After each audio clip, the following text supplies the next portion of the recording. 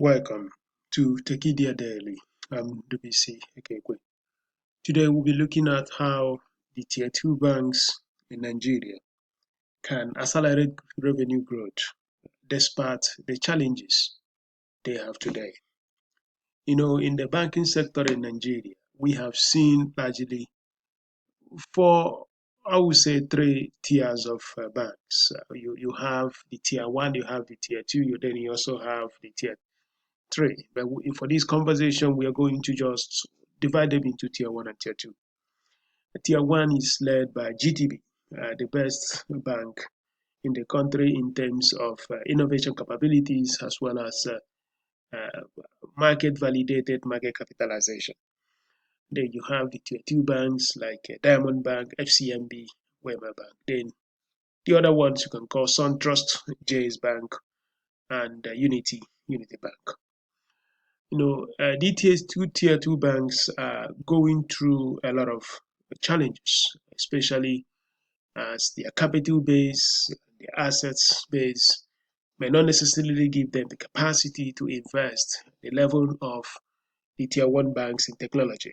Technology is being used as a competitive weapon to not just run this institution, but also transform them. So investment and having the capacity to invest in technology is very, very critical in Nigerian banking sector today. So these tier two banks, some of them went through very turbulent moments as a result of uh, poorly performing bank loans during the oil and gas boom that went bad when the industry bust.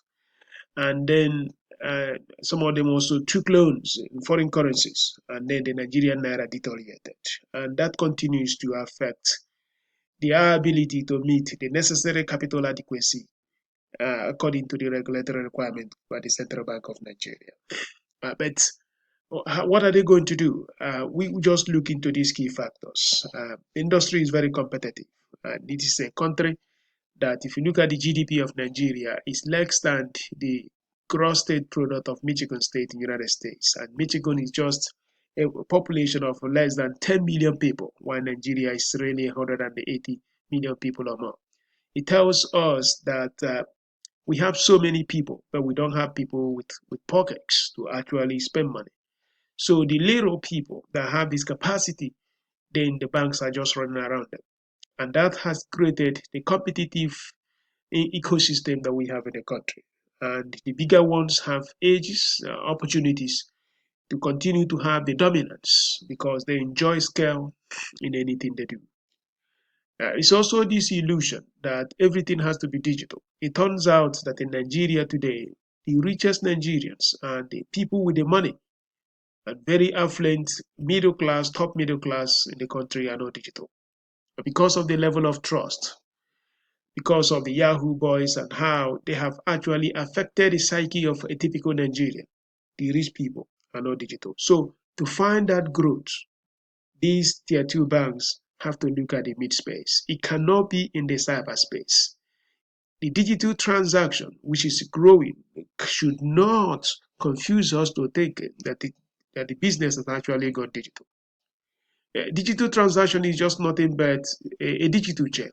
That you see people writing checks left and right does not necessarily mean that the acquisition of those customers have moved in the digital realm.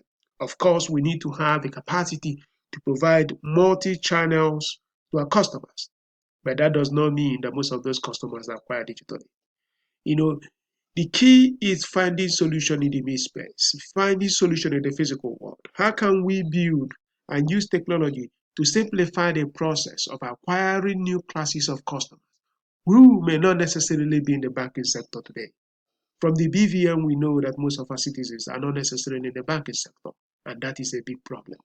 And as we are doing this, you have to think about the fintech. But I'll tell you that the fintech is not going to decimate the Nigerian banking sector because there are just so many things that favor our banking sector.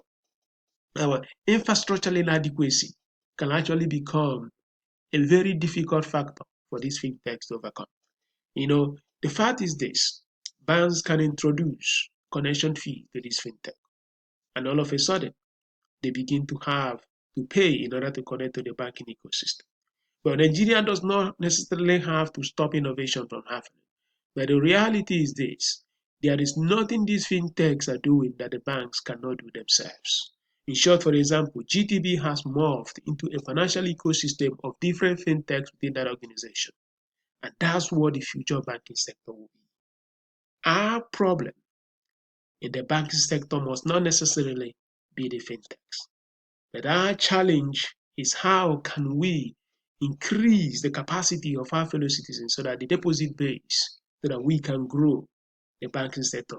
People having jobs so that the sector and the industry will have a lot to share.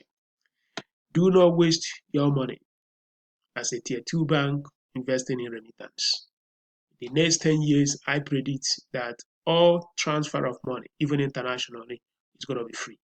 Blockchain technology has already shown us using Circle, a company called Circle, which Goldman Sachs invested. It's already doing international transactions from United States to Europe for free today. So in the next 10 years, I promise you that they are going to increasingly add more countries, and Africa and Nigeria will certainly be there. So that is not the business of the future, because new technologies are already disrupting that sector. So what do we need to do is to go back and see how we can reach some of those customers that are not necessarily in the banking sector today. The herdsmen, the farmers, the artisans, the carpenters. How do we use agency banking, supported with modern technology, to get to them? That is where the BVN is going to play a very critical role. And I'll tell you something, that this has happened in the past. When Diamond Integrated Banking System came into the world, it redesigned the banking sector, providing a monumental market share to Diamond Bank.